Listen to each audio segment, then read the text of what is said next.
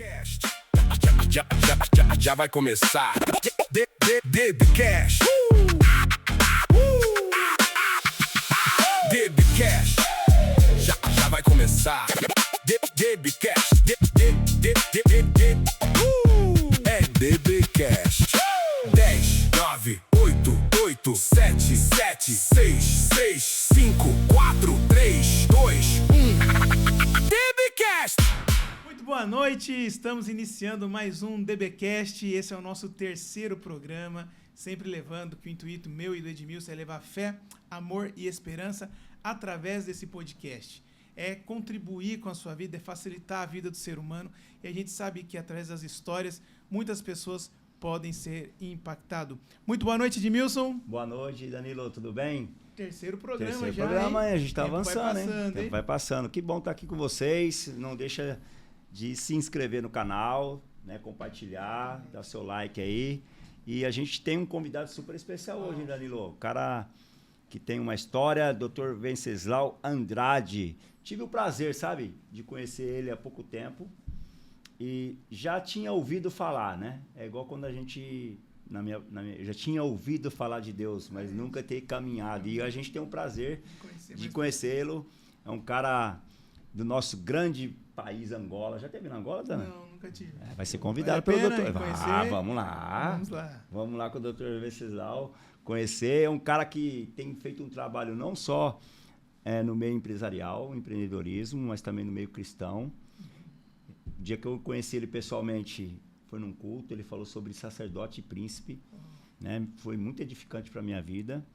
E apresento esse cara fantástico, empresário, tem um projeto social também fantástico que leva o nome da mãe dele. Gostaria que ele se apresentasse aí e vamos trocar uma ideia aqui. Seja muito bem-vindo, prazer recebê-lo, viu? Muito obrigado, boa noite a todos que estão a assistir e vão assistir mais tarde esse programa.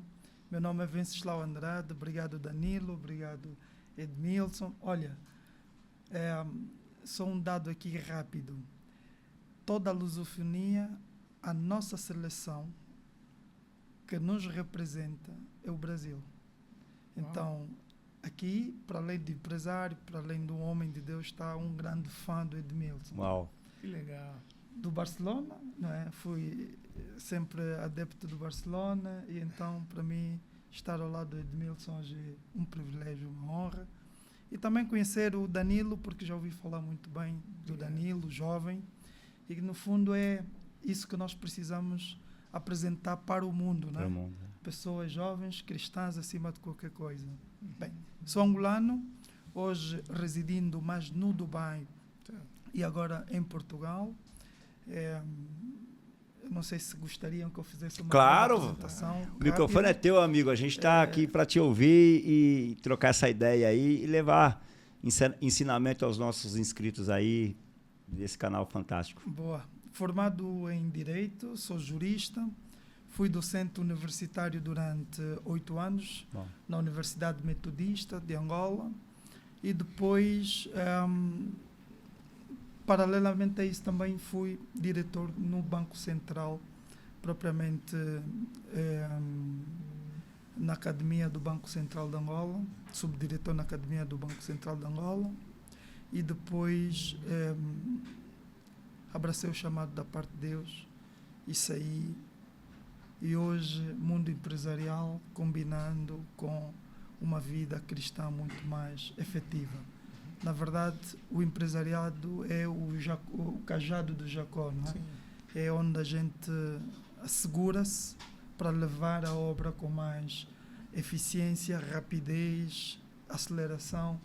E então, hoje nós estamos em Angola, onde tem uma base empresarial, Dubai, África do Sul, Portugal, e agora também estamos aqui no Brasil com algumas iniciativas.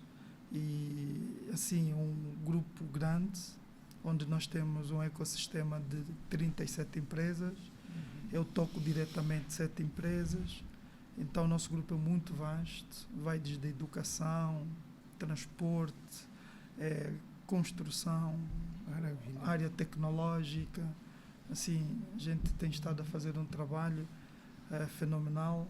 E como disse o Edmilson, nós temos um trabalho, um projeto social também muito forte em Angola, onde temos 1000 crianças que são alimentadas todos os dias pelo projeto, 400 já no sistema escolar, construímos uma escola, levamos água, levamos energia e estamos a desenvolver agora a agricultura sustentável dentro da comunidade. Uau. E agregamos também o desporto dentro da comunidade.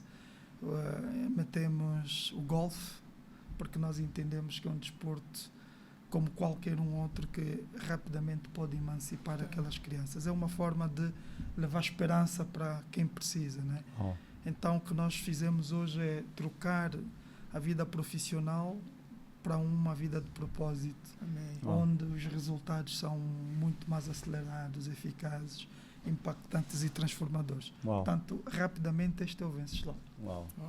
E você conheceu ele dando um culto? Foi num culto de conexões de pastores, né? A gente foi participar de um torneio de pastores de futebol e teve... Joga também, pastor?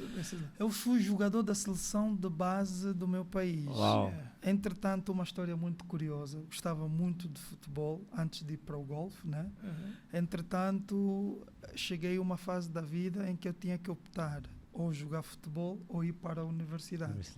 Aí o meu pai me chamou e disse para mim o seguinte: olha, tu tens duas alternativas.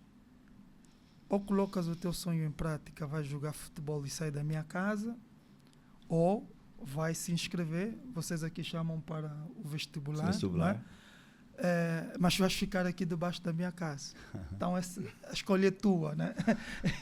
E aí, obviamente, eu tive que optar por estudar, porque o contexto do futebol em Angola, na altura, ainda não era como as outras realidades. Sim. Inclusive, até comparadamente ao Brasil e outros países, jogadores como Edmilson, aquilo que eles fizeram nos dias de hoje, cara, era 300, 400 milhões ali, não é? A concorrência era muito maior. Era né? maior e os contratos seriam mais assim, expressivos do que agora, né? Hoje, jogadores que não têm tanto potencial a fazerem contratos milionários, né?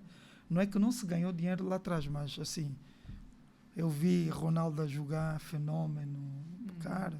Demais, né? Nossa. Ô doutor, Venceslau, deixa só, entrando nessa pergunta que o Danilo fez, a gente aqui no Brasil, né, eu acho que os países da Angola, países africanos, ele tem a ferramenta futebol como uma saída social também, né? Porque aqui no Brasil, se você fizer uma pesquisa em qualquer comunidade, a garotada fala assim: meu sonho é ser jogador de bola. Né? A gente já fez isso aí, né? Através da Fundação Edmilson, a gente já fez essa pesquisa, né? Como que foi a sua infância, né, lá em Angola? Tem irmão?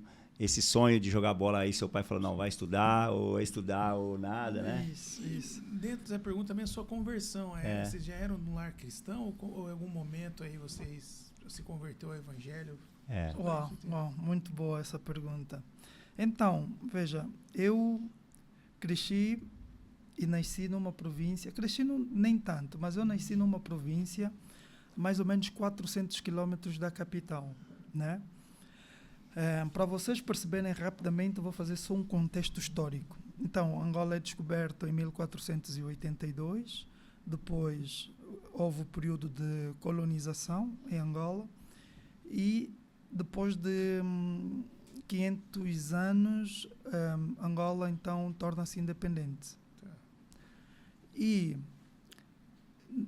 em 1975 temos a independência de Angola.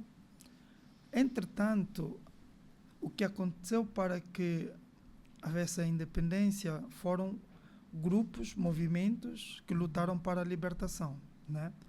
Aí o país ficou liberto da colonização.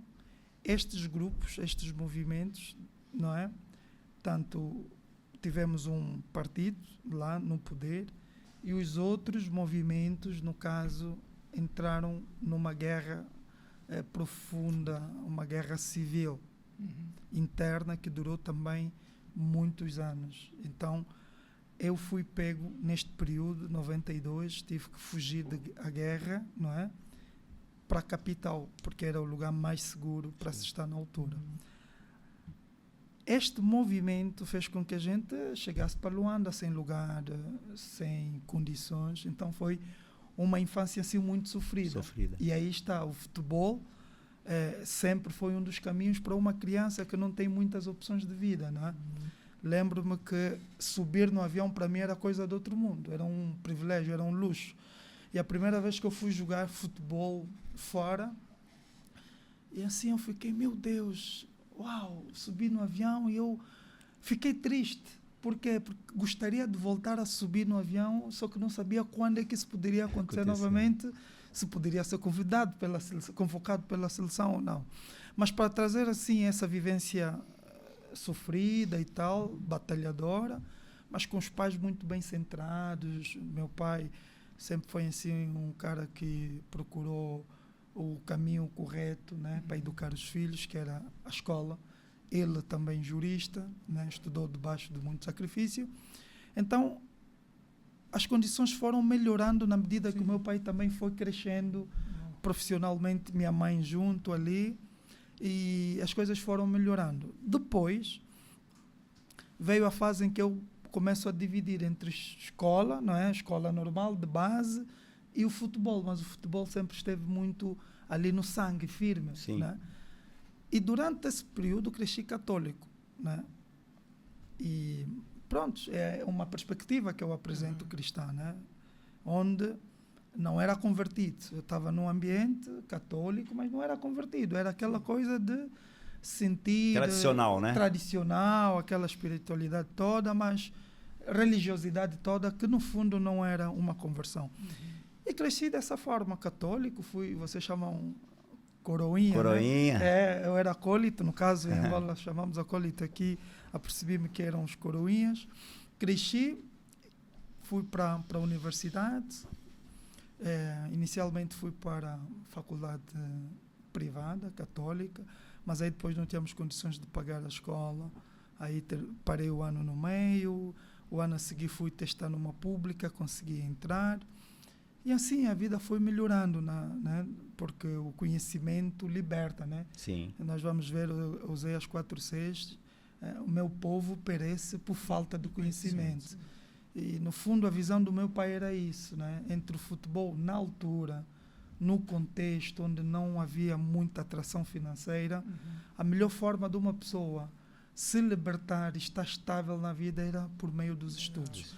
Então fiz direito, depois fui dar aulas e fui subindo, né? Assim na vida fui subindo. Aí o que é que acontece?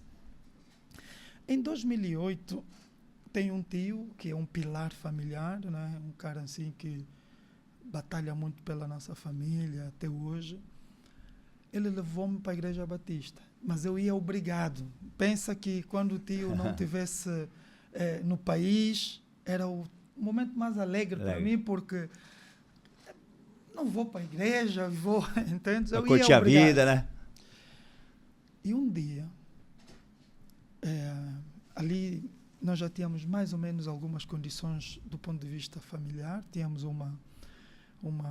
esse meu tio tinha uma fábrica de uma água, e tem uma fábrica de uma água mineral. Aí a minha igreja batista organizou um acampamento de jovens. E no acampamento de jovens faltava água. O líder de jovens que estava no acampamento ligou para mim, porque sabia que nós tínhamos a fábrica de água. E quando ele liga para mim, né, aquilo era um feriado e mais ou menos um final de semana e tal, não havia água onde eles estavam. Ele disse: irmão Venceslau, vem, vocês podem trazer água para nós, estamos aqui no acampamento e tal. Eu assim, aquela coisa, cara, esse irmão é folgado, né? Mas ok, tá bom. Aí fui, peguei caixas d'água, acho que eram umas 20 caixas d'água, coloquei no carro e tal, e levei lá para o sítio. E quando eu chego lá, havia uma brasileira, missionária brasileira, que estava lá. Ela era ou é da base Jocum, não sei se conhecem a Jocum. Ela estava lá e ouço ela pedindo café. Ela pediu café. Eu parei, ouvi ela pedindo café, mas assim, despercebido, ia passando. E alguém disse, não tem café. Eu disse, nossa, esses meus irmãos angolanos fazem vergonha. Trazem uma pessoa do Brasil aqui, uma brasileira, ela vivia já em Angola. Trazem uma brasileira que não criam condições, assim, um juízo de valor, mas querendo servir. Hoje eu compreendo que era o coração disponível para servir, que Deus naquele dia sondou, né? E eu fiz esse juízo de valor, aí eu disse, eu vou arranjar café. E fui comprar uma máquina de café, comprei café e volto para lá. Aí quando eu volto, já fez-se um pouquinho tarde, e ela diz assim, eu vi o irmão, veio, trouxe água, foi, voltou, trouxe café. Agora é nossa vez de convidá-lo a ficar conosco para tomar, para lanchar. Eu disse, não, eu tenho que voltar e tal. E acho que nesse dia já tinha um date preparado, eu acho que tinha alguém à minha espera, né? Eu disse, não, eu tenho que ir e tal. Aí ela disse, não, fica. Eu perguntei, qual é o lanche? Ela disse para mim, é arroz doce. Arroz doce é irresistível, não sei se aqui no Brasil, Sim, né? é bom, né, Dani? Chegando na fase. Eu disse, tá bom, beleza. Eu vou ficar. Fiquei. Depois do arroz doce, quando eu ia saindo, tinha uma tenda onde estava passando os cultos, as atividades. Eu ouço um violão, por isso é que eu amo muito música, banda. Eu ouço um violão, eu disse, nossa, que som agradável, né? Um som assim, impetuoso, suave e tal. Eu disse, eu vou para lá. Eu entro. Aí eu vejo os meninos lá ensaiarem para o culto e tal, e o grupo ali e tal, do louvor, afinando e tal. E aquilo foi entrando em mim e de repente todo mundo entra. Eu disse, e agora? Sair não vai ser boa coisa. Eu acho que não vai ser boa coisa. Eu vou esperar que todo mundo fique aqui dentro. Aí quando eles fecharem a vista, né? Eu, num espírito maquiavélico, aí eu vou sair e vou embora. Sai de fininho, né? Sair de fininho, nós também falamos isso. Então foi isso. Aí o pessoal, quando entrou, nossa, o louvor, nossa, de repente, eu sinto uma luz assim em cima de mim. Pá, parecia um arco-íris ligado a uma dimensão que eu não via. Eu caio nesse dia, eu senti uma quentura e eu comecei a chorar de um jeito que eu nunca chorei na minha vida. Mas eu chorava debaixo de uma consciência de pecado. Pecado, tudo que é pecado e mais alguma coisa, assim tipo um flashback. Tudo muito rápido. Tudo que era pecado aparecia assim na minha vida. Rápido, depois eu sinto uma paz automaticamente com a luz assim em mim. Eu começo a sentir, parece que estava sendo purificado. Disse, meu Deus, que negócio é esse e tal? Aí eu fiquei no chão, chorei. Disse, aqui eu já não saio. Uau. Dormi, passei a noite no carro. Fiquei com os caras lá, o acampamento, 2 dias. Uma visitação. Era uma aqui, visita. Né? Nossa! Quando eu saio dali, né? E essa é que é a história boa. Quando eu saio daí, eu disse, não, eu tenho que conhecer mais sobre Deus, né? E fui a fundo. Você teve sede, né? Muita. Eu queria ir para a igreja, todos os cultos e tal. Só que aconteceu uma coisa muito curiosa, né? É que estou eu no Banco Central. Banco Nacional é como o Banco Central. Sim. Né? Ganhando super bem, muito bem, ganhando muito bem, muito, mas muito bem. E sinto uma voz dizendo assim, larga o que estás a fazer e vais servir a minha obra. E como entender essa voz?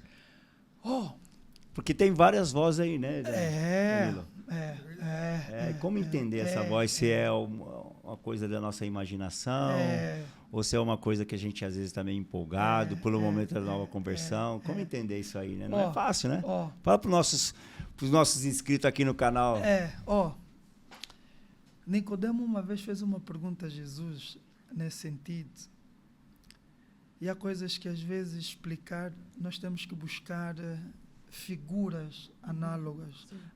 Fazemos analogias para trazer, para perceber. Por quê? Porque há coisas que não conseguimos explicar no detalhe e sermos percebidos. Mas veja, eu abro a Bíblia em Mateus 6,33. era num momento de devocional dentro do banco, chegava cedo e estava a abrir a Bíblia. E quando eu li o texto, buscai primeiro o reino de Deus e a sua justiça, que as demais coisas te vai ser acrescentada, eu sinto no meu espírito como se estivesse a falar comigo na primeira pessoa. Venceslau, larga tudo isso. Busca primeiro o meu reino, a minha justiça, que eu vou te dar tudo. E foi assim o entendimento que eu tive. E passou. Só que essa voz me incomodou mais uma vez. Na segunda vez eu fui procurada por pessoas mais esclarecidas. Fui falar com o meu pastor. O meu pastor me disse o seguinte: Abraão tinha 75 anos quando Deus lhe visitou. E começou a andar com Deus com 100 anos. O que pressupõe dizer que ele ficou 25 anos na espera. E será que o pastor está a pedir que eu fique aqui à espera durante 25 anos para perceber isso? Aí fui falar com outra pessoa, com a minha mãe. Minha mãe disse: não, tá louco. Fica aí, cara. Então, por amor de Deus, é um emprego de prestígio, né? Não se entra com concursado, não se entra concursado. E aí depois fui falar com um tio e ele disse: não, para com isso e tal. Na terceira vez que eu sinto isso, eu estava novamente no banco, eu sei que eu, em êxtase, levanto com um grito, pego no casaco, no meu terno, coloco, deixei tudo no banco e fui-me embora. Wow. Fui-me embora. E aí começa a história. Era a fase da Covid. Veio o primeiro bloqueio. Estou eu em casa, no chuveiro. Tomando banho, mas muito arrependido da decisão que eu tinha tomado, sem saber agora o que fazer, né? A pandemia, larguei o emprego e tal, agora o que é que eu vou fazer? E aí eu estou no banheiro triste, vem uma água. O chuveiro saiu umas letras assim, eu vi, Oséias 4:6. E eu não tinha entendimento disso. Aí, Oséias 4:6, eu vi assim, né, no chuveiro. Saí do chuveiro, limpei-me, vou para a Bíblia que estava lá, abri, meu povo perece por falta de conhecimento. Mas o texto parecia, eu via, como se Deus estivesse a falar Venceslau, mas com um tom triste, né? Venceslau, faça alguma coisa no setor da educação. Cara, aquilo me pegou de um jeito, mas de um jeito. Aí eu crio, então, começo o meu grupo com esta empresa que se chama Facu Hoje. Só para ter ideia, a Facu Hoje é parceira da Dom Cabral aqui no Brasil. PUC Rio, Unilabs, a Universidade Federal de Santa Catarina. Para ter ideia, em Portugal, hoje, a Facu é parceira da Faculdade Clássica de Lisboa. Assim, começou numa sala, entende? Com um entendimento, com uma voz da parte de Deus, mas quando eu ia desistindo, quando eu estava fazendo o projeto acontecer, eu ia desistindo, e esse depoimento vale a pena contar esse testemunho. Eu recebo um telefonema da Embaixada Francesa e me perguntaram: nós queríamos saber por que você declinou o convite do presidente Macron. Eu disse: o quê? Convite do presidente Macron? Sim. O que é que tinha acontecido? Eu estava, durante muito tempo, colocando todas as minhas finanças no projeto de educação para levar ensino às comunidades. Isso tudo em Angola? É em Angola. O que é que acontece? Começo a entrar no desespero porque eu não estava a ver, não tinha clareza, eu estava a ver que eu estava a afundar-me cada vez mais, não estava a ver retorno. Sim, entendi. E eu comecei a ficar com muito estresse. Então, um destes dias, eu, fui parar para o hospital. E pediram, fiquei lá internado no hospital. E foi nessa fase que ligaram de França, que era para estar numa conferência internacional com o presidente Macron em Montpellier. Aí o pessoal do escritório: não, o doutor Venceslau está doente. Está doente. Nossa. E quando... Gente séria, né?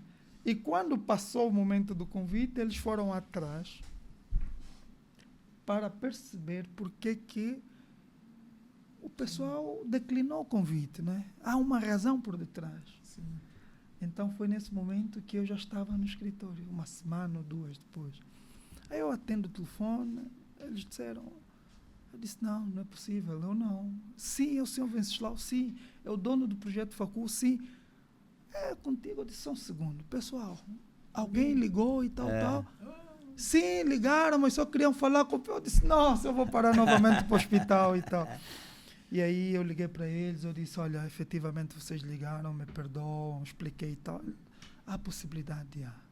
Então eu vou para Montpellier e depois de ter passado, né, ficamos 3 dias com Macron, depois de ter passado isso, lá em França, num devocional, novamente eu tive um encontro com o Espírito Santo. Só me fez uma pergunta. Essa pergunta foi a mudança de chave. Por isso é que conhecimento liberta mesmo. O Espírito Santo me perguntou, se você continuasse no Banco Nacional, quando é que tu estarias diante de uma figura presidencialista ou de um presidente dessa dimensão em França? Tudo pago. Hotel, viagem, tudo pago. Quando é que isso cria? Então, quero te dizer uma coisa. Não é sobre você, é sobre mim. Você não pagou nenhum bilhete de passagem, você não pagou nenhuma refeição, você não pagou transporte aqui. Eu te trouxe até aqui, eu estou a te levar de volta. Simplesmente obedece. Cara, Uau. nesse dia foi assim. E o processo, né, Danilo, da Facul, né? Hoje ela já está inserida na Angola, né, como você falou, em vários países. Essa foi a mudança de chave a nível pessoal, mas também de entendimento do propósito que Deus te chamou, né? Isso. Então, aqui o que é que acontece? A provisão no propósito, ela não vem da parte de quem está a executar ou materializar. Sim. A provisão vem sempre de Deus. Então, Deus, ele cuida de criar e organizar tudo. O nosso papel é só cumprir. A minha posição, depois desses eventos todos, no projeto, foi uma posição de mais esperança. Perceba, sempre que nós estivermos com muito estresse, estivermos muito aflitos, indecisos, sempre que nós estivermos a fazer alguma coisa da parte de Deus e entendermos que está difícil, a gente não pode desacelerar. A gente só tem que procurar tornar isso mais leve. Entende? E a única forma da gente tornar isso mais leve é só uma única coisa: estarmos cheios do Espírito Santo. Porque quando nós lemos a Bíblia, a gente vê que grandes homens de Deus ocuparam as posições de destaque, não muito por aquilo que eles conheciam, mas por aquilo que eles carregavam da parte de Deus, né? Tão cheio do Espírito Santo, e José no palácio é a prova disso. José no palácio, cara, tinha pessoas mais competentes do que ele, mas a revelação veio da parte de Deus. E a fala de Faraó me impacta muito. Quem de vocês está cheio do Espírito Santo como esse jovem aqui? Ninguém. Então, ele ocupa o papel de destaque não por quanto ele sabia, mas por quanto ele estava cheio. Então, a pressão virá, a dificuldade virá. O nosso papel, cara, é só buscar e se manter fiéis e dependentes na mão de Deus, né? Bom. Só Perfeito. isso. Perfeito. Maravilha. E assim, eu lembro que uma vez eu li um texto bíblico, né, que diz que você não acende uma vela e põe debaixo da cama, né, para que ninguém veja. Você acende para que se vê. E teve um momento na caminhada cristã, eu percebo na igreja, que a gente se preocupava mais com o céu. E não é o problema, essa é a nossa grande esperança. Essa que de fato que a gente sabe que é a nossa eternidade. Mas a gente esquecia um pouco aqui da terra. Então, a gente fazia uma projeção para o céu, que a gente deve fazer, a gente deve viver aqui como se fosse o último dia, mas também viver como se a gente fosse ficar por muito tempo no sentido de impactar as pessoas. Todas as profecias de Jesus, eu acredito que Jesus falou, mas com dor no coração. Ele não queria que aquilo se concretizasse. Tipo assim, no final dos tempos, o amor de muitos esfriaria. Ele não quer, ao contrário, ele fala pra gente amar. Isso. Né? No final dos tempos, teria guerra e fome. Mas ele multiplicava o pão, multiplicava o peixe e tal. Ele fazia o bem. Né? Ele até disse, bem-aventurados são vós, que quando eu voltar, achar vocês servindo assim, fazendo como ele mais fez. Eu entendi isso. E eu comecei a pregar nas igrejas. E uma vez eu saí do grupo de jovens. E aí um rapaz falou para mim assim, Danilo, você não está com saudade de pregar? Eu falei, não, porque eu estou pregando todo dia na igreja e tal. Você está falando assim de microfone? O que é? Ele falou, de microfone mesmo. Eu falei, não. Então o que eu entendi? Eu entendi que na política eu conseguia pregar o evangelho. Se eu facilitasse, por exemplo, um tratamento de dependente químico de uma pessoa, se eu melhorasse um ponto de ônibus que uma idosa ia ficar, isso é a essência do evangelho, que é facilitar a vida das pessoas. E eu entrei na política nesse sentido. E aí, olhando a política dessa forma, hoje eu vejo, né, você sendo um grande empresário, um grande empreendedor, é a mesma coisa. Quando você chega aqui em cima, no empresariado, no empreendedorismo, você consegue gerar renda, gerar dignidade, emprego para as pessoas. E eu acho que a gente está fazendo uma transição da gente pensar só no céu, que é importante, mas é que nem as parábolas de Mateus 24. Né? Você tem que fazer, mas cuidando das coisas de Deus aqui, fazendo o melhor aqui. As virgens estavam esperando um noivo, mas a lamparina tinha que estar acesa aqui. Então é muito bom ouvir essa sua história.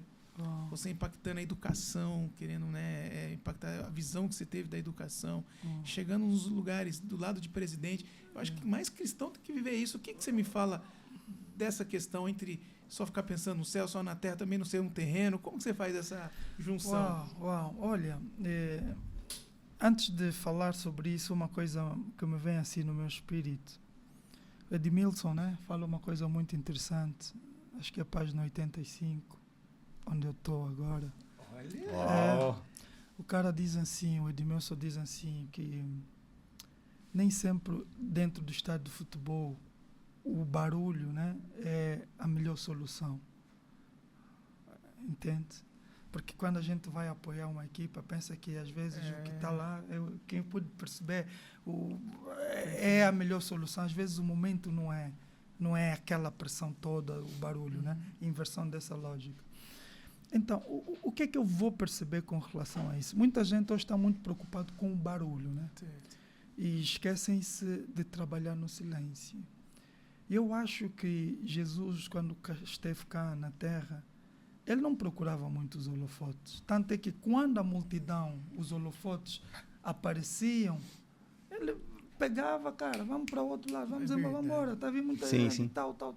Então, tu vês um cara que faz uma coisa aqui e diz assim, vai e não fala para ninguém. E tu pergunta, mas nos dias de hoje, olha a cor aqui, o pessoal, todo mundo caindo barulho. Então, quando falavas isso ecoava no meu espírito nessa profundidade do tipo, essa é a essência da gente tratar do Evangelho, sabe? Então, qual é o grande tema?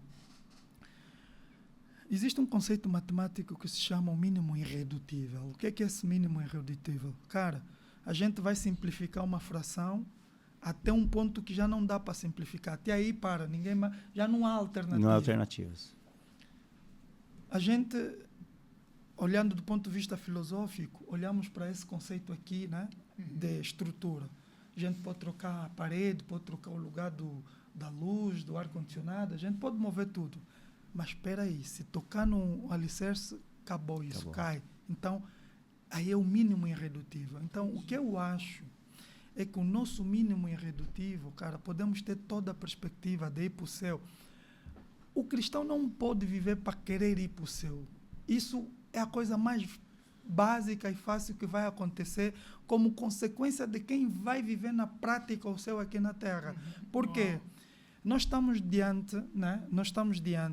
Vamos ver em Zacarias 9:13, Deus vai falar assim, ó Grécia, quando eu curvar os filhos de Judá. Então, Deus traz aqui uma perspectiva de uma luta entre Grécia e os filhos de Sião. No fundo, os filhos do mundo com os filhos do reino. Mas essa luta é uma luta filosófica, uma luta de valores. É o que acontecia lá E é o que está a acontecer aqui. O diabo derruba Adão no jardim numa luta ideológica. Não derrubou com espada, Não, foi uma luta filosófica. Chegou lá, vamos debater ideia. E no debate da ideia derrubou. Império Romano era dos mais poderosos, cara. Ninguém curvava, a espada romana. O Império saía da Europa, ia para o Oriente Médio, estendia-se em extensão, chegava até Argélia, Annaba, Constantinopla. Tudo isso era Império Romano. E como é que Roma cai? Por conta da imoralidade, princípios e valores. O que é que eu quero com isso tudo transmitir aqui para quem nos ouve? Hoje em dia, a nossa luta como cristão tem que ser o desafio constante da gente contrapor o que as potestades e os principados têm injetado, né? A depravação, a contraordenação dos valores, não é? Os principados e potestades, eles só vão trabalhando, injetando determinados princípios e valores invertidos. E nós cristãos só temos que trabalhar, apresentar a filosofia do reino. Apresentar os princípios do reino. E Jesus vai dizer assim para o Danilo e para mim, e para o Edmilson, e para todos aqueles que nos ouvem. O reino de Deus, ele já está entre nós, já está convosco, está ali dentro. É uma construção no interior de cada um, né? Então, todos os dias a gente tem que viver o reino de Deus. Vivendo o reino de Deus, os princípios de Deus todos os dias, cumprindo a obra, vivendo o propósito. Cara, eu vou para o céu. Isso não é uma discussão, entende? Entendi. É consequência. Pega isso. O céu, ir para o céu é acessório. Está a ver a caneta? Eu tenho o principal, a esferográfica, né? E tenho lá a tampinha, acessório. Ir para o céu é a tampa, o principal. É vivermos todos os dias o reino, porque eu me preocupo muito em querer ir para o céu e não vivo o reino aqui na terra.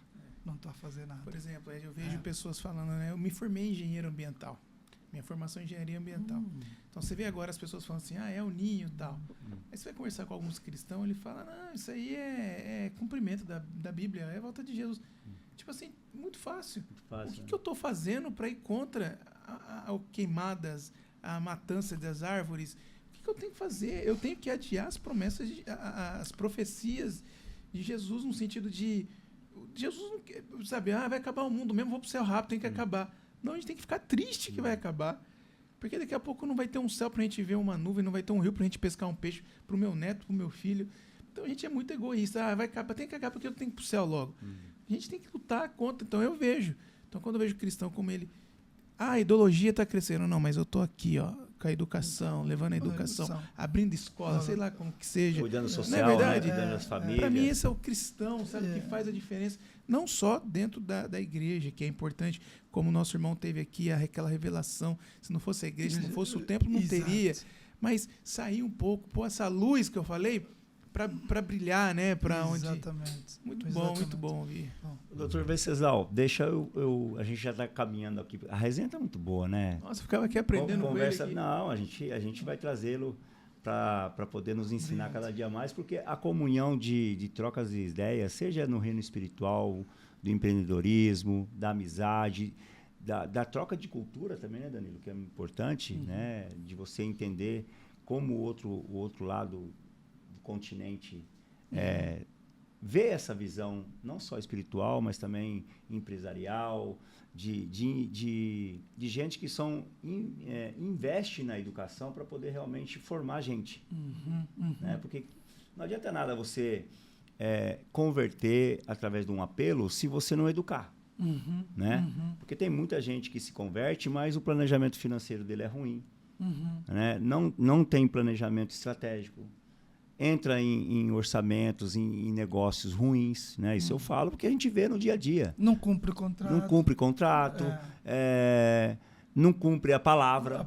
Né? Porque não adianta nada, né? Você ir para o céu, mas você não cumpre a palavra que você fechou com um contrato. Né? Então, a gente caminhando para o fim, essa resenha está muito boa, o Wagner já apontou aqui, Wagner, espera aí que a conversa está boa.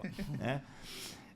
Falar um pouco sobre a parte social, né? A gente sabe que o continente África precisa muito de educação, mas também precisa da água, Isso. né? Da comida, porque não adianta nada falar para que Jesus Isso. é a fonte da vida se não tem água. Isso. Né? E Isso. o que o Dr. Venceslau sonha no social? Porque nós somos um país continente, Pois. né? Eu sempre falo que tem 27 países dentro do próprio Brasil, porque cada estado tem a sua cultura, o seu jeito de falar, a sua comida. Então, falar um pouquinho esse ecossistema que você vive, o que você tem feito aí no social, através do ensinamento, seja ele de empreendedor, mas também de lado cristão. Então, olha, eu reprovo, e em amor, a filosofia de nós levarmos nas datas festivas câmaras e entregar presentes e depois desaparecer. O famoso momento. É um momento, né? Só gerar conteúdo. Conteúdo. Eu reprovo isso, porque eu acho que aqui essa parte do social afeta a dignidade da pessoa humana. Sim. Porque o maior beneficiado não está sendo a criança. Pelo contrário, é quem está a levar para dar uma melhorada e arrumação no seu Instagram. Isto eu critico e isto eu desaconselho. Mas o que é que eu poderia assim, recomendar, e tem sido a nossa forma de estar, uma filosofia de vida? É aquilo que nós chamamos existencialismo. O existencialismo é eu estar na comunidade, eu compreender os problemas da comunidade e eu ajudar a comunidade a se tornar autossustentável. Por quê? Porque a ideia também não é deixar um conjunto de pessoas dependente. Dependente. E é isso aí que eu sempre falo na Fundação Edmilson. Não podemos ter gente sempre dependente. Dependente. Porque senão você me ajuda hoje e aí eu vou ficar te pedindo a vida inteira. Né? Tem que ser autossustentável. É verdade. Então, tem que sempre haver um planejamento associado a isso, né? Então, você leva uma formação, porque sabemos que a formação é um meio de emancipação. Você leva desporto, porque sabe que o desporto é uma forma de emancipação.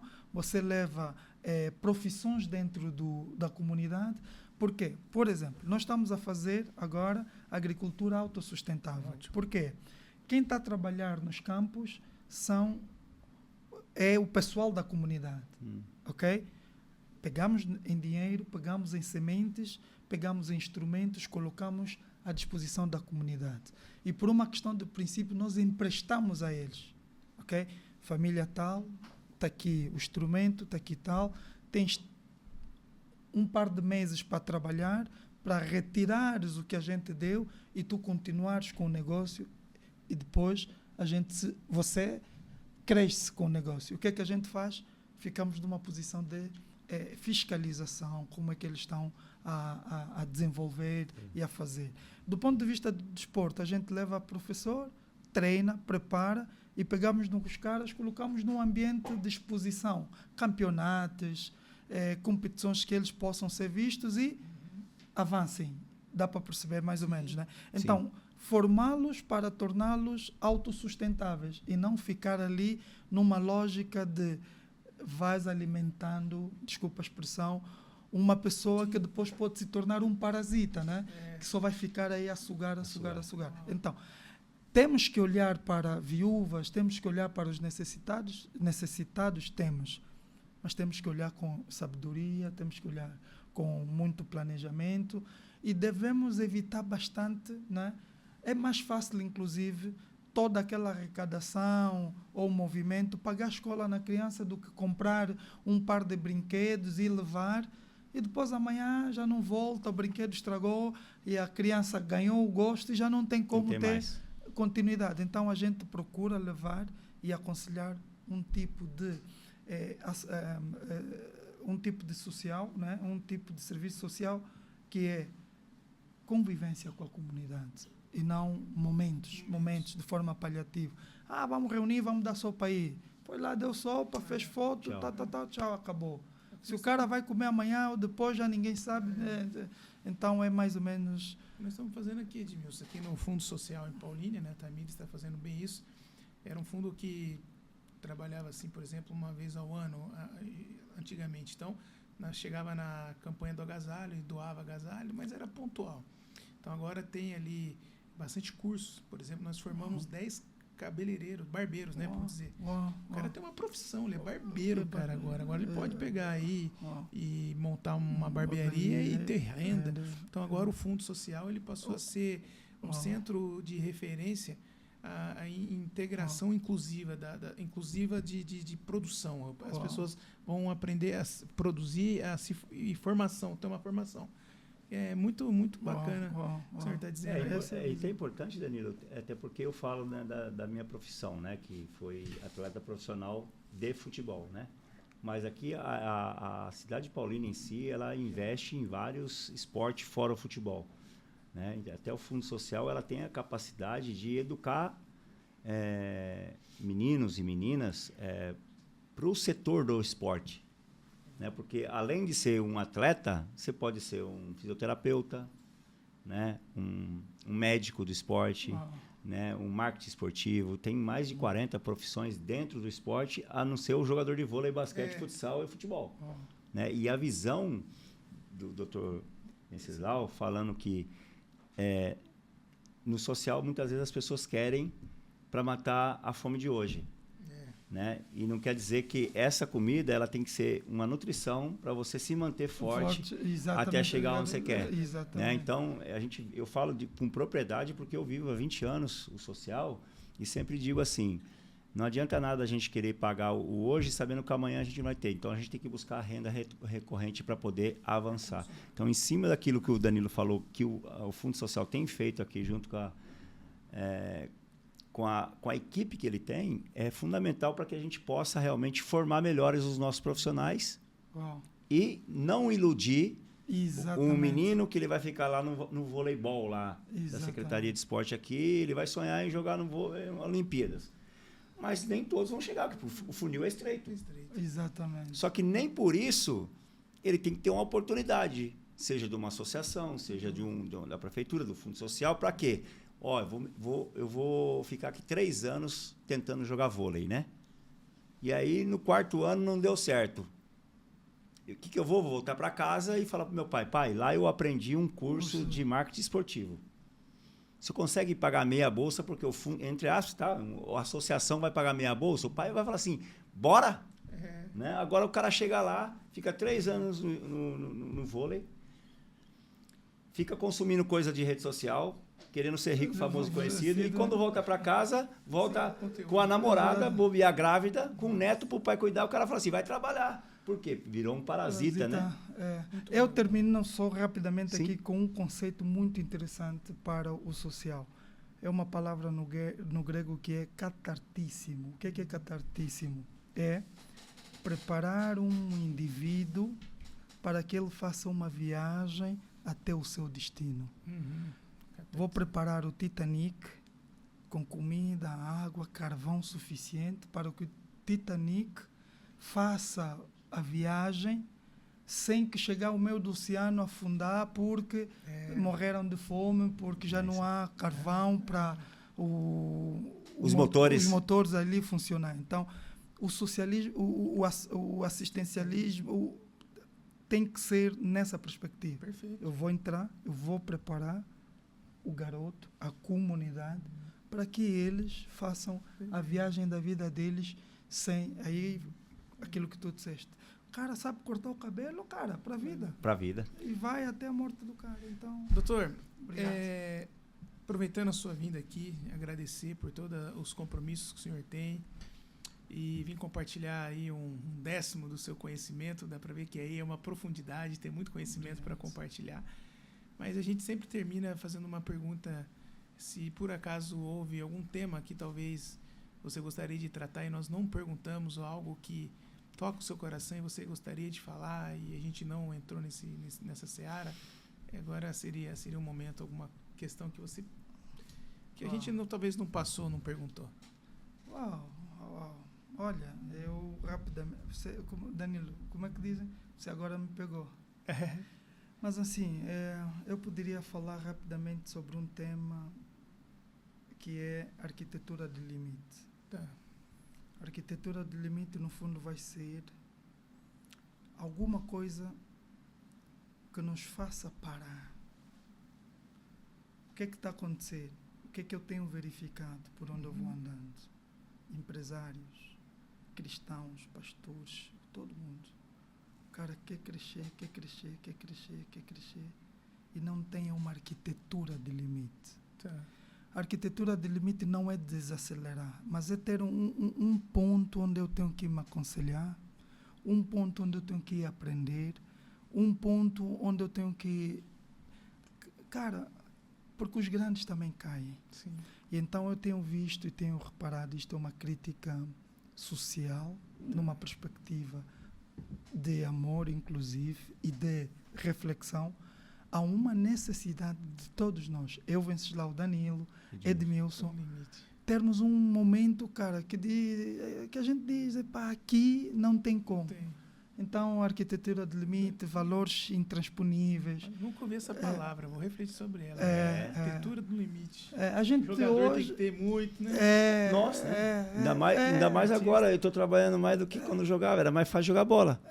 O pessoal hoje só quer se conectar, quer crescer, quer conhecer, calma. E a gente não tem tempo de qualidade, né? Quer fazer muito curso, muito conhecimento tem um limite. Cara, tem que ter Aqui você já abasteceu o seu conhecimento, agora põe em prática. Prática. Arquitetura de maravilha, limite. Maravilha. Limite, Edmilson, você viu que ele já está na página 80 do seu livro, hein? 85. Preciso começar a ler, mas também peguei o livro esse dia. Arquitetura de limite. Para um pouquinho e lê lá 10. Ed, mais alguma intervenção? Nada, perfeito. A gente tem muito a tirar dessa breve entrevista, mas o homem é um poço de conhecimento. Sim, tem sabedoria, principalmente num tema que eu gosto muito, educação e social. Né? Dá esperança àquele que não tem vigor, àquele que não tem esperança e aquele, acima de tudo, que não tem motivação. A gente que é jovem, eu tenho meus 50 já, né? A gente tem que motivar essa rapaziada. É isso aí. Entendeu? Então, o DBcast é isso, é falar de motivação e dar as ferramentas para essa pessoa não desistir. Perfeito. Então queremos agradecer você e toda a sua equipe, em nome do Augusto, um amigo que já esteve aqui comigo no podcast na primeira temporada. Agora essa segunda temporada com o Edmilson é isso, levar fé, amor e esperança, que através das histórias que são contadas aqui, pessoas se conectem e consigam se levantar, prosperar, aprender, enfim. E também fica aqui um grande compromisso. A nossa cidade de Paulínia tem um tema chamado Paulínia, a cidade conectada, e a gente quer conectar com pessoas do seu gabarito, pessoas que possam contribuir, não só com uma pessoa, como você fez aqui, mas com uma cidade inteira. Então, sejam muito bem-vindos a Paulínia. Muito obrigado pela presença. Edmilson, mais uma vez, obrigado. Tamo junto, Dan. Abraço. Abraço, pessoal. Obrigado. Até breve. Nós voltamos com o DBcast, com o 4º programa, se Deus quiser. Vamos juntos. Show!